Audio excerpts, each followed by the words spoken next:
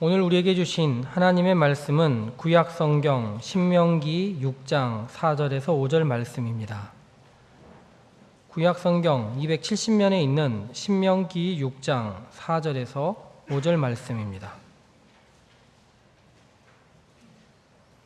이제 말씀을 봉독합니다. 하나님의 말씀을 경청하시기 바랍니다. 이스라엘아 들으라. 우리 하나님 여호와는 오직 유일한 여호와이시니 너는 마음을 다하고 뜻을 다하고 힘을 다하여 내 하나님 여호와를 사랑하라. 아멘. 사람의 심리를 테스트하는 문제 중에 이런 문제가 있습니다. 소와 양, 그리고 말과 원숭이, 사자, 이렇게 서로 다른 5마리의 동물들과 함께 먼 여행을 떠나게 됐는데 피치 못할 사정이 생겨서 5마리를 다 데리고 갈 수가 없습니다. 이제 한 마리씩 버려야 되는데 버릴 때 제일 먼저 버리게 되는 동물이 뭘까? 그리고 어떤 순서로 버리게 될까? 그리고 마지막 남게 되는 동물은 무엇일까? 하는 문제입니다. 이 시간에도 여러분 한번 해보세요. 소와 말과 양과 원숭이, 사자입니다. 여러분들이 제일 먼저 버린 동물이 뭐예요? 그리고 마지막까지 남게 된 동물이 뭡니까? 사실 이런 동물들은 먼 여행을 하는데 나름대로 다 필요한 동물들이기 때문에 어느 것 하나 쉽게 버릴 수가 있는 동물들이 없어요. 그러나 또 버려보지 않으면 정말로 어떤 동물이 나에게 가장 중요한 동물인지를 우리는 모릅니다. 평소에는 다 소중한 동물들이고 다 필요한 동물들이라고만 생각하는 거예요. 그게 여러분 우리 인생과도 마찬가지입니다. 우리가 인생을 살아가는데 필요한 것들이 얼마나 많이 있습니까? 소중한 것들이 얼마나 많이 있습니까? 그러나 그것들을 다 소유할 수 없어서 그 중에 하나만을 선택해야 된다면 여러분은 무엇을 선택하시겠어요? 여러분이 선택한 그 하나, 그것이 여러분들에게 가장 소중한 것이고 여러분들에게 가장 가치 있는 것입니다. 그 하나가 우리에게 어떤 것이겠는가 하는 것입니다. 오늘 본문 말씀인 구약성경 신명기 6장 5절 말씀을 보면 너희들은 너희들의 하나님 여호와를 마음을 다하고 뜻을 다하고 힘을 다해서 사랑해라 라고 말씀을 하십니다.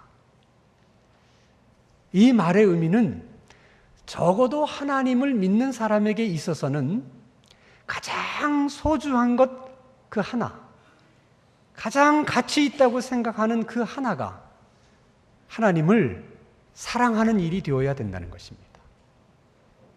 하나님을 사랑하는 일, 그것이 내가 선택할 수 있는 가장 가치 있고 중요한 하나, 그것일 수 있어야 된다는 것입니다. 물론 이 말씀이 하나님의 말씀이기는 하지만 그러나 정말 쉽게 동의되거나 그리고 쉽게 받아들일 수 있는 말씀은 아닌 것 같아요. 왜냐하면 그 말씀 자체가 너무 하나님께서 일방적으로 말씀하시는 것 같고 너무 하나님이 이기적으로 그리고 독선적으로 말씀하시는 것 같아요. 너희들은 무조건 내 말에 복종해라. 차라리 그렇게 말씀하셨다면 뭐 그러려니 하겠어요. 내 마음을 다하고 뜻을 다하고 힘을 다해서 나를 사랑하라. 여러분, 사랑이라는 것이 하라고 해서 되는 겁니까? 그게 마음대로 되는 게 아니잖아요. 하나님도 그러한 사실을 잘 아셨을 텐데 왜 그럼에도 불구하고 마음을 다하고 뜻을 다하고 힘을 다해서 하나님을 사랑하라 그렇게 말씀하시는 것일까? 하나님은 그 이유를 신명기 6장 4절에서 이렇게 설명을 하십니다. 우리 한번 같이 읽겠습니다. 시작. 이스라엘아 들으라. 우리 하나님 여호와는 오직 유일한 여호와이시니라. 그러니까 우리가 믿는 하나님 여호와는 다른 신들과 같지 않다는 거예요. 그리고 여호와 하나님과 같은 그렇게 비슷한 그런 신들이 있는 것이 아니라는 것입니다. 오직 여호와 하나님만이 유일하시다. 그러면 어떤 의미에서 우리가 믿는 하나님 여호와가 유일하신가? 그 여호와 하나님이 이 세상을 창조하셨고 그리고 우리들을 창조하신 거예요. 그래서 하나님만이 세상을 사랑하실 수 있고 그리고 인간을 사랑하실 수 있는 것입니다. 그래서 성경은 하나님을 사랑이라고 말씀하세요. God is love. 하나님은 사랑이다. 그 말을 다른 말로 하면 하나님은 창조주시다 라는 말과도 같습니다. 창조주만이 피조물을 사랑할 수 있는 거예요. 그래서 하나님은 본인이 창조주이시기 때문에 어쩔 수 없이 피조물을 사랑하시는 거예요. 그 하나님이 피조물을 먼저 사랑하셨기 때문에 피조물들을 향해서 하나님을 마음을 다해서 뜻을 다해서 힘을 다해서 사랑하라고 말씀하시는 것입니다. 여러분, 착하게 살아라. 선하게 살아라. 이렇게 말하고 이렇게 가르치는 신들은 세상에 많이 있습니다. 그러나 그 어떤 신들도 하나님이 말씀하신 것처럼 마음을 다하고 뜻을 다하고 힘을 다해서 나를 사랑해라. 그렇게 요구하는 신은 없습니다. 왜냐하면 그만큼 인간을 사랑하는 신이 없기 때문에 그런 거예요. 그만큼 인간을 사랑할 수 없는 이유는 그들이 인간을 창조하지 않았기 때문에 그런 것입니다.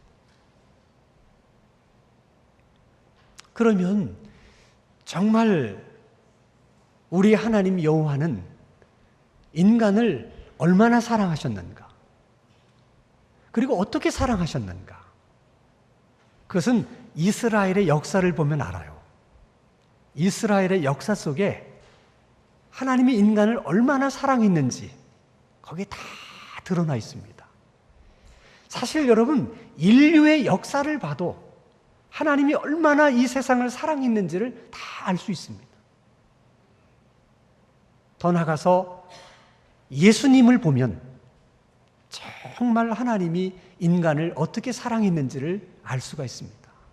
예수님 안에 하나님의 사랑이 잘 드러나고 나타나 있습니다.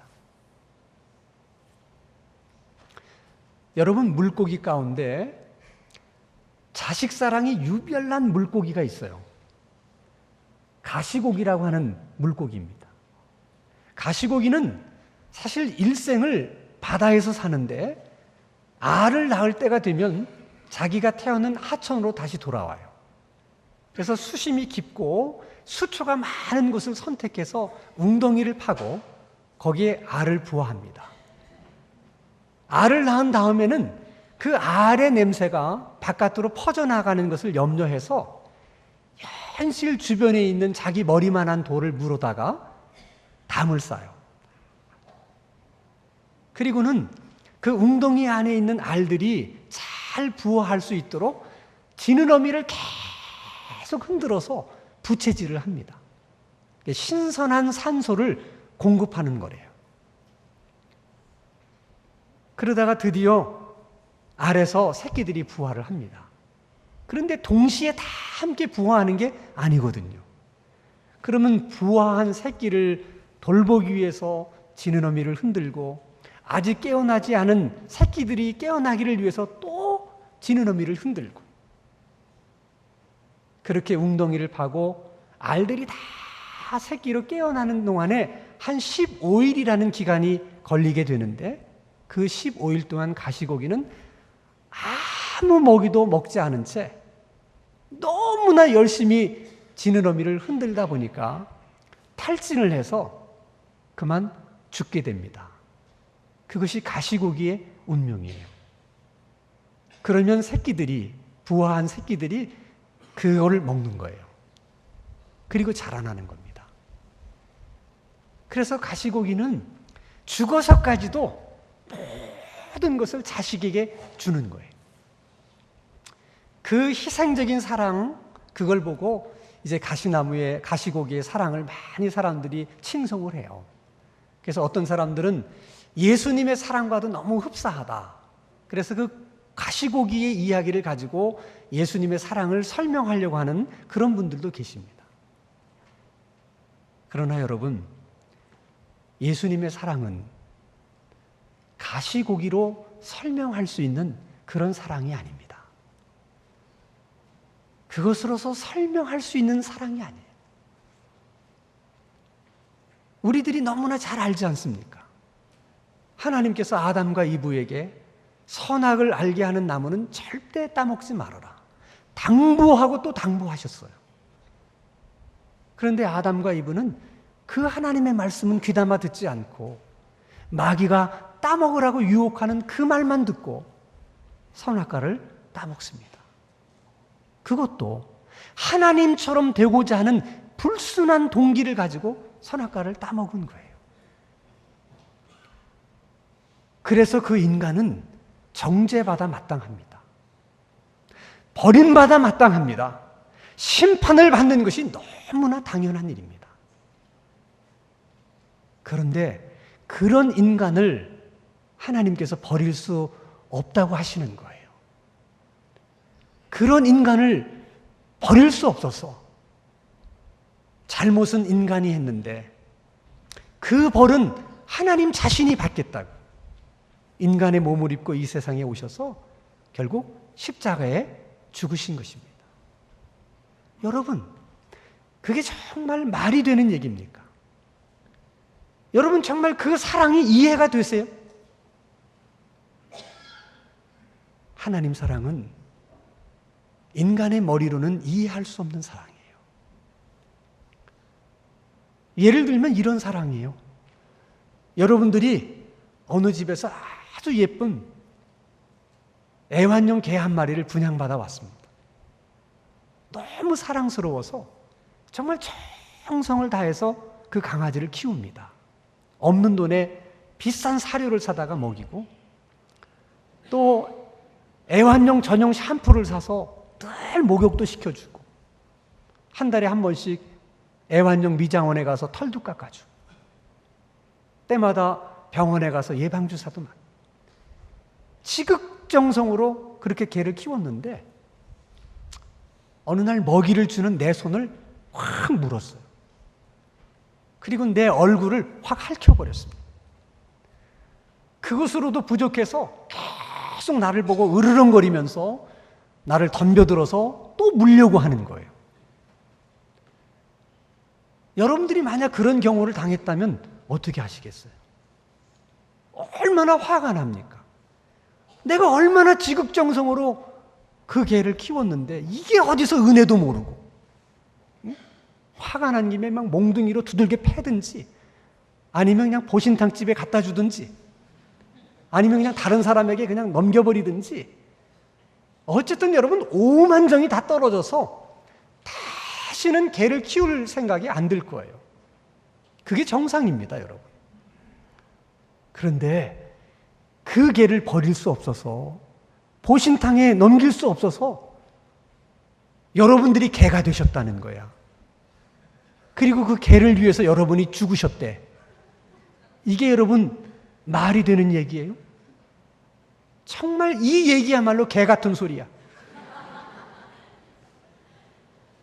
그게 여러분 하나님의 사랑이에요.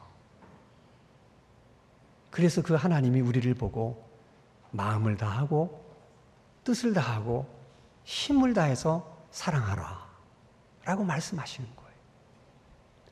그러면 힘을 다해서 뜻을 다해서 마음을 다해서 하나님을 사랑한다는 그 말은 무슨 뜻일까? 여러분 신약성경 마태복음 22장에 보면 평생 율법을 공부하면서 율법과 함께 산 율법을 전공한 한 율법사가 예수님에게 와서 이런 질문을 했어요. 예수님, 우리들이 지켜야 될 율법이 수도 없이 많은데 그 많은 율법 가운데 제일 중요한 율법은 무엇입니까? 라고 물었어요. 이렇게 질문하게 된 이유 중에 하나는 율법을 전공한 율법학자들은 자기들끼리 모이면 항상 토론하는 주제가 그 주제야.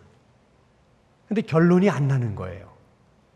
예를 들어서 하나님의 율법이니까 우리가 다 지켜야 되는데 사정이 생겨서 다 지킬 수가 없는 거야. 자, 그런 경우에 그럼에도 불구하고 이거 하나만은 끝까지 지켜야 되는 그런 계명이 있다면 그게 정말 뭘까? 그게 궁금한 거예요. 근데 결론이 안 나요. 그래서 예수님에게 물었어요. 그때 예수님께서 오늘 본문 말씀인 신명기 6장 5절을 인용하시면서 이렇게 얘기합니다. 마음을 다하고 뜻을 다하고 목숨을 다해서 내 하나님을 사랑하라. 이것이 모든 계명 가운데 첫째 되는 계명이다. 언뜻 생각하면 예수님이 이 율법학자에게 말려드신 것 같아. 왜? 그 율법학자가 질문하게 된 이유가 있잖아요. 예를 들면 이런 거예요. 자, 하나님이 우리에게 십계명을 주셨어요. 그거 다 지키라고 주신 거예요. 근데 사정이 여의치 않아서 십계명을 다 지킬 수 없다면 그럼에도 불구하고 마지막까지 한 가지 지켜야 될 계명이 있다면 십계명 중에 그것이 어떤 계명입니까? 그렇게 물은 거예요. 사람마다 다 다를 수 있어요. 어떤 사람은 안식일을 지키는 계명을 제일 중요하게 생각하고 어떤 사람은 간음하지 말라고 하는 계명을 가장 중요한 계명으로 생각할 수 있습니다. 자, 그러면 살인도 하고 도둑질도 하고 간음도 했는데 그래도 나는 안식일만은 지켰다. 그러면 되는 거예요, 여러분? 또 어떤 사람은 나는 우상도 섬겼고 뭐 안식일도 어겼고 나는 뭐 살인도 했고 도둑질도 했는데 그래도 나는 간음 하나는 하지 않았다. 그러면 되는 거예요, 여러분? 아닙니다. 아무리 안식일을 잘 지켰다 하더라도 다른 계명을 지키지 못했다면 안식일 지키는 거 아무런 의미가 없어요. 다른 계명을 다 지키지 못했는데 간음하지 말라는 그 계명 하나 지킨 것이 무슨 의미가 있고 무슨 소용이 있겠습니까?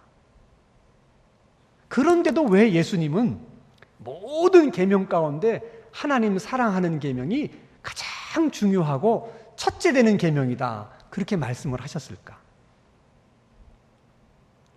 율법학자는 다른 동기를 가지고 예수님에게 그렇게 질문했지만 예수님도 다른 의미로 그렇게 말씀하신 거예요. 그렇게 대답하신 거예요.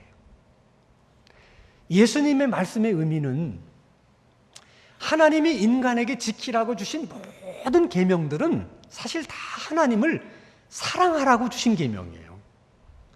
인간이 하나님을 어떻게 사랑해야 되는지를 모르니까 그 계명들을 주셔서 그 계명들을 통해서 하나님 사랑하는 것을 배우게 하신 거예요. 자, 예를 들면 10계명 가운데 첫 번째 계명은 나 외에 다른 신을 섬기지 말라는 거예요. 하나님을 사랑하는 사람이 어떻게 다른 신을 섬길 수 있겠습니까? 하나님을 섬기면서 동시에 다른 신을 섬기는 것은 하나님을 사랑하는 것이 아니라는 거예요. 하나님이 엿새 동안 모든 걸 창조하시고 7일째 되는 날 안식하셨어요. 그래서 하나님이 그날은 너희들의 날이 아니고 내 날이다. 내가 안식했으니 너희들도 너희들의 모든 일을 중지하고 하나님처럼 다 안식하라.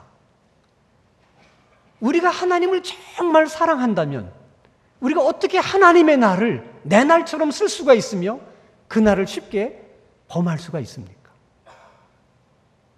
그래서 여러분, 하나님의 율법, 하나님의 계명, 하나님의 말씀은 하나님을 사랑하는 사람만이 지킬 수가 있는 거예요. 또 여러분, 나는 하나님의 계명을 지켰다 그렇게 말할 수 있지만 그것이 하나님을 사랑하는 마음으로 지킨 것이 아니면 그것은 사실 계명을 지킨 게 아니에요. 예를 들어서 내가 도둑질을 하지 않았어요. 그래서 8번째 계명을 지킨 거예요. 내가 정말 하나님을 사랑하는 마음 때문에 도둑질을 하지 않은 것과 내가 도둑질을 하다가 걸리게 되면 내가 교도소를 가야 되는데 그게 싫어서, 그게 두려워서 도둑질을 안 한 것과는 그 의미가 다른 거예요. 내가 비록 도둑질을 하지 않았다 하더라도 교도소 가는 것이 두려워서 도둑질을 하지 않은 것은 하나님의 계명을 지킨 것이 아닙니다. 하나님을 사랑하는 마음으로 한 것만이 계명을 바르게 지킨 거예요. 그러면 어떻게 해야 마음을 다해서, 뜻을 다해서, 힘을 다해서 하나님을 사랑할 수 있는 것일까? 여러분, 신명기 6장 5절에는 하나님을 사랑할 때 마음을 다하고 뜻을 다하고 힘을 다해서 사랑하라 그러셨는데, 예수님께서 이 말씀을 인용하실 때는 단어 하나가 달라집니다. 자, 마태복음 22장 37절을 우리가 한번 같이 읽겠습니다. 시작. 예수께서 이르시되 내 마음을 다하고 목숨을 다하고 뜻을 다하여 주 너희 하나님을 사랑하라 하셨으니, 뭐가 달라졌어요? 힘이 목숨으로 바뀝니다. 자, 예수님이 더 쉽게 설명을 하신 거예요. 뜻이라고 하는 것은 우리의 지성, 그리고 우리의 생각을 의미하는 것입니다. 그리고 목숨이라고 하는 것은 영혼 또는 혼이라고 번역할 수 있는데 그 의미는 생명을 가진 몸을 의미하는 거예요. 그래서 쉽게 설명하면 하나님을 사랑하는데 마음으로 사랑하고 생각으로 사랑하고 몸으로 사랑해야 된다는 것입니다. 자, 예를 들면 주일날 우리가 여기 나와서 하나님을 예배하는 것은 우리가 다 하나님을 사랑하기 때문이에요. 정말 그렇다고 믿습니까? 아마 이게 대답이 떨떠름하세요. 정말 우리가 하나님을 사랑하기 때문에 주일날 이곳에 와서 예배를 드리는 거예요.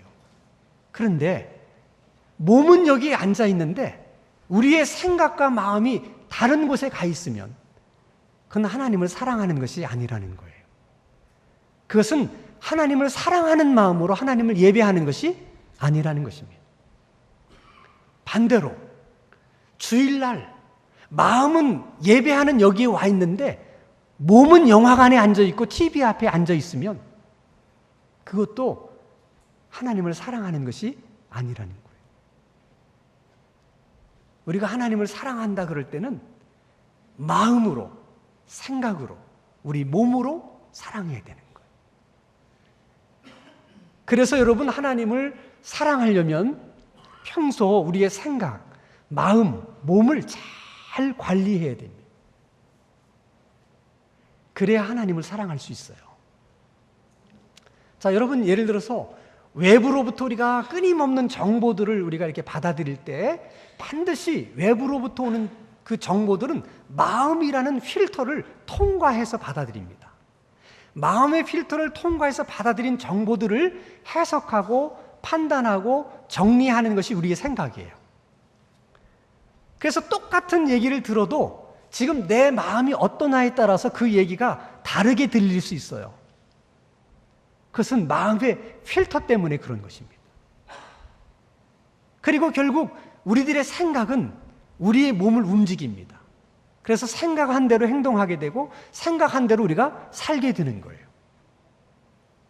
그렇기 때문에 여러분, 우리가 보지 않아야 될 것을 계속 보고 있다면, 우리가 듣지 않아야 될 소리를 계속 듣고 있다면, 그리고 우리가 말하지 말아야 할 말들을 계속 말하고 있다면, 우리의 발이 가지 않아야 할 곳을 계속 가고 있다면,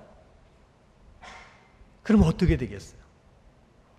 우리의 마음의 필터가 점점 더러워질 수밖에 없는 겁니다. 그 더러워진 필터를 통과해 들어온 모든 세상의 정보들은 결국 잘못된 생각으로 해석되고 판단되어질 수밖에 없는 거예요. 그러면 우리의 삶이 하나님을 사랑하게 되는 것이 아니라 결국은 세상을 사랑하게 되고 그리고 죄를 사랑하게 되는 거예요. 그래서 하나님을 정말 사랑하려면 평소에 마음의 필터를 잘 관리해야 됩니다. 청결하고 깨끗하게. 그렇게 마음의 필터를 보존하기 위해서 제일 중요한 일이 뭐냐?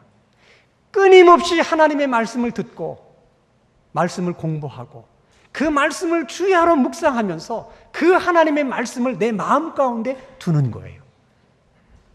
하나님의 말씀으로 내 마음의 필터를 채우면 세상의 많은 정보들을 받아들일 때 정확하게 해석하고 그리고 바르게 정리할 수가 있는 것입니다. 그래서 하나님을 믿는 사람에게 있어서 그 삶의 시작은 내가 말하는 것으로부터 시작되는 것이 아니라 하나님의 말씀을 듣는 것으로부터 시작되는 거예요. 그래서 신명기 6장 4절의 일성이 이스라엘은 들으라 그 말로 시작하는 것입니다. 하나님의 말씀을 듣는 것이 그렇게 중요한 거예요. 그래서 여러분 신앙생활을 하는 사람들에게 새벽 기도가 중요해요. 하루의 시작을 내가 말하는 것으로 시작하지 않고 하나님의 말씀을 듣는 것으로 시작하기 위해서 새벽 기도에 나오는 거예요. 그래서 우리가 하나님을 사랑하는 훈련을 어디서부터 시작할 수 있는가? 어떻게 하는 것이 하나님을 사랑하는 것을 가장 효과적으로 훈련할 수 있는가? 새벽 기도에 나오는 것입니다. 그리고 하나님의 말씀을 들은 이후에 내가 들은 하나님의 말씀을 가지고 내가 기도를 해요. 그러면 하나님은 기도하는 나에게 하나님 자신의 마음을 보여주기도 하시고 그 하나님의 마음을 내 마음 가운데 부어주시기도 하십니다. 그러면 하나님을 사랑하고 싶은 마음이 막 마음에 가득 차게 돼요. 그래서 하나님을 사랑하게 됩니다. 내가 하나님을 사랑하면 하나님은 더 큰 사랑으로 또 나를 사랑하세요. 그래서 또 내가 하나님을 사랑하면 하나님은 또 깊은 사랑으로 또 나를 사랑하십니다. 그래서 하나님과 나 사이에 사랑이라는 코드로 하나로 연결이 되면 그때 하나님의 생명의 에너지가 내게로 막 이렇게 흘러들어와요.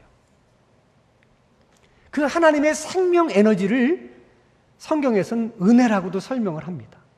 그 하나님의 생명 에너지는 여러 가지 현상으로 나타나는데 우리의 눈으로 볼 수 있도록 아주 분명하게 나타나는 하나님의 생명 에너지가 하나님이 우리에게 주시는 축복입니다. 그래서 구약 성경 신명기 28장에 보면 하나님이 모든 이스라엘 백성들을 모아놓고 이렇게 말씀하십니다. 너희들이 하나님의 율법과 하나님의 모든 계명들을 지켜 준행하고 하나님의 말씀에 순종하면 내가 너희들에게 복을 줄 것이다. 너희들이 성읍에 있어도 복을 받고 너희들이 들에 나가 있어도 복을 받을 것이다. 너희들이 나가도 복을 받고 들어와도 복을 받게 될 것이다. 내가 너희들에게 때를 따라 비를 내리며 너희 손으로 하는 모든 일에 내가 복을 줄 것이다. 그래서 너는 다른 사람에게 꾸어줄진정 절대 꾸는 삶을 살지 않게 될 것이다 하고 복을 선언하십니다. 그런데 이스라엘 백성들이 그 놀라운 복을 받는 일에 실패를 해요. 실패한 이유는 너무나 간단합니다.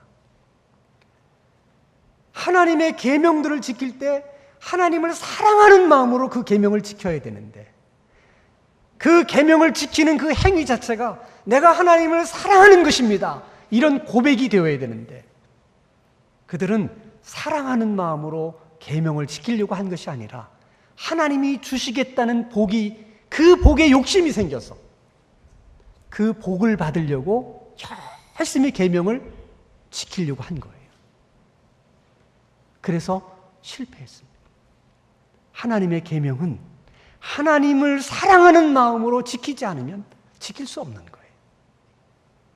그것은 오늘 우리들도 마찬가지입니다. 우리가 하나님 앞에 예배 드리는 일, 헌금을 드리는 일, 전도하는 일, 남을 섬기는 일, 교회 와서 봉사하는 일, 이 모든 일들이 다 하나님을 사랑하는 마음 때문에 하는 일이 되어야지, 다른 동기로 그 일을 하면 결국은 여러분 실망하게 됩니다. 그리고 낙심하게 돼요. 그래서 우리가 늘 기도해야 될 기도 제목, 평생을 기도해야 될 기도 제목, 그것은 하나님이 어떤 분인지 저는 알고 싶습니다. 하나님이 어떤 분인지를 더 많이 알 수 있도록 하나님 저에게 은혜를 주십시오. 하나님을 사랑하고 싶습니다. 하나님 사랑할 수 있도록 하나님의 사랑을 내 마음 가운데 부어주십시오.